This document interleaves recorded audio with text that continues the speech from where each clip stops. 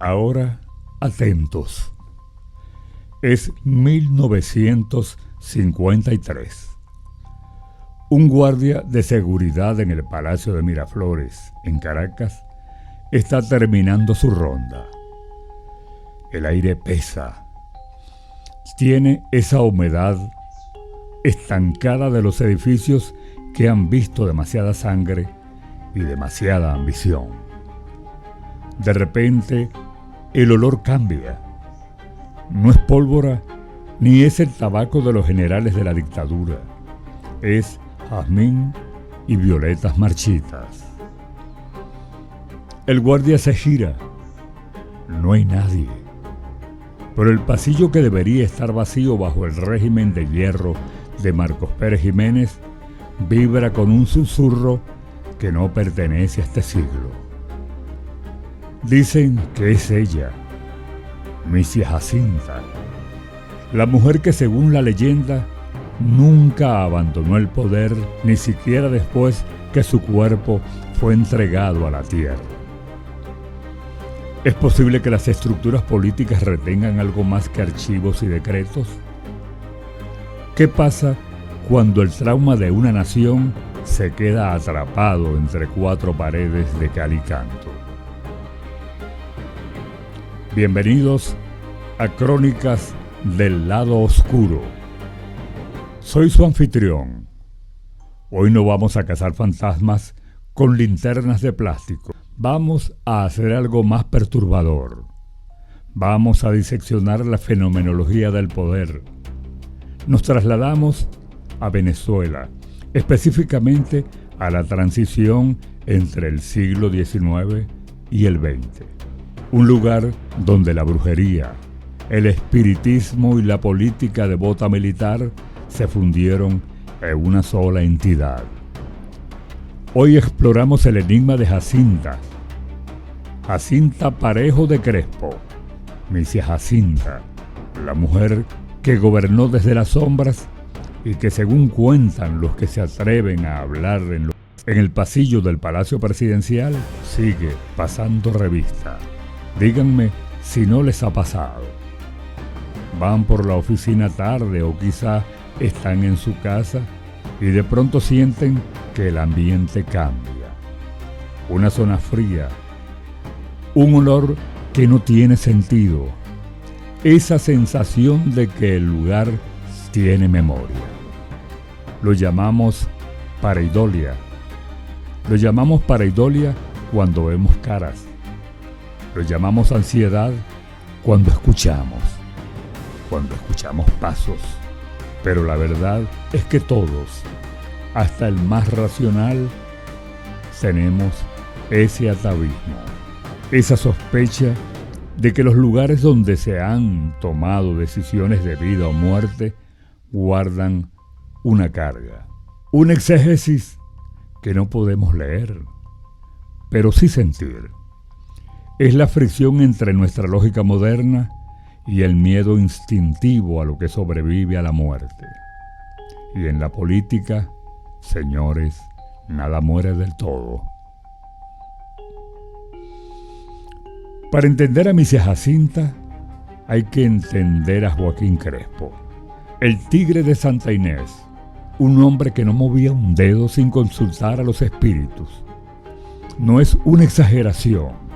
Los registros históricos, como los analizados por el historiador Manuel Caballero, sugieren que en esa época el espiritismo no era un hobby, era una herramienta de Estado.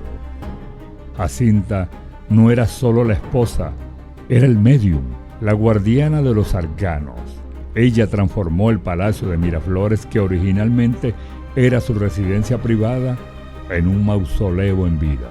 Crespo muere en 1898, con un disparo en el pecho en el combate de la Mata Carmelera. Dicen que Jacinta lo supo antes de que llegara el telegrama, y aquí es donde la historia se vuelve inquietante.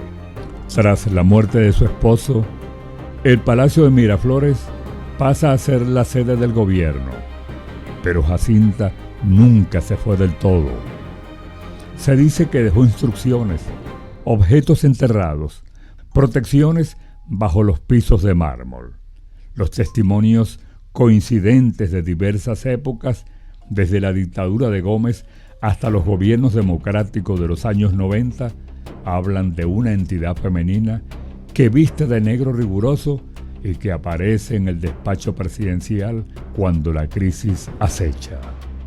A ver, lo que quiero decir es que esto no es solo un cuento de Caminos. Hay una anécdota persistente sobre el presidente Raúl Leoni en los años 60.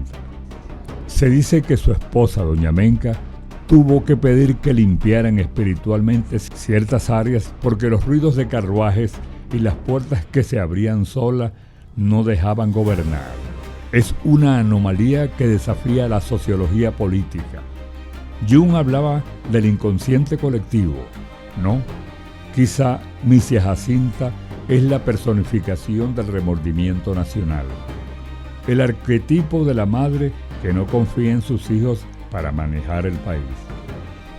Digamos que el palacio no es solo una estructura de ingeniería, es un organismo. Los que han trabajado allí hablan de la Sala del Sol, un lugar donde la temperatura cae 10 grados sin explicación. Los guardias de honor, hombres entrenados para la guerra, evitan ciertas zonas de noche. Y no es por cobardía, es por respeto a lo inefable. Existe una discrepancia brutal entre el informe de mantenimiento que dice las tuberías suenan y el hombre que vio a una mujer de finales del siglo XIX atravesar una pared que antes era una puerta. Si este tipo de investigaciones les parece necesaria para entender los hilos invisibles de nuestra historia, consideren unirse a nuestra comunidad. No buscamos creyentes, buscamos observadores. Entonces, ¿qué nos queda? Al final del día, el Palacio de Miraflores sigue ahí. Y Misia Jacinta, según la fenomenología del lugar, también. Pero más allá del espanto, hay una lección práctica sobre nuestra propia psicología. Tendemos a pensar que el pasado es algo que ya ocurrió, algo muerto, que está en los libros, pero los edificios, los secretos y los traumas familiares o nacionales son como el palacio. Podemos pintarlos de nuevo, podemos cambiar los muebles, pero la estructura sigue ahí. La próxima vez que sientan que un lugar está cargado, no lo ignoren. No es necesariamente un fantasma con sábana, es la energía de lo que no ha sido resuelto. El Palacio de Misia Jacinta es un recordatorio de que el poder es una carga que a veces ni la muerte puede aliviar. La pregunta es, ¿qué estamos dejando nosotros en las paredes de nuestras propias casas? ¿Qué susurros escuchará quien venga después? Crónicas del Lado Oscuro fue una producción de Gregory Ríos y narrada por Carlos Alfredo. Es una investigación basada en crónicas históricas de la Caracas de ayer y documentos del Archivo Nacional. Gracias por escucharnos. No olviden revisar debajo de la cama, o mejor aún, detrás de sus propias certezas.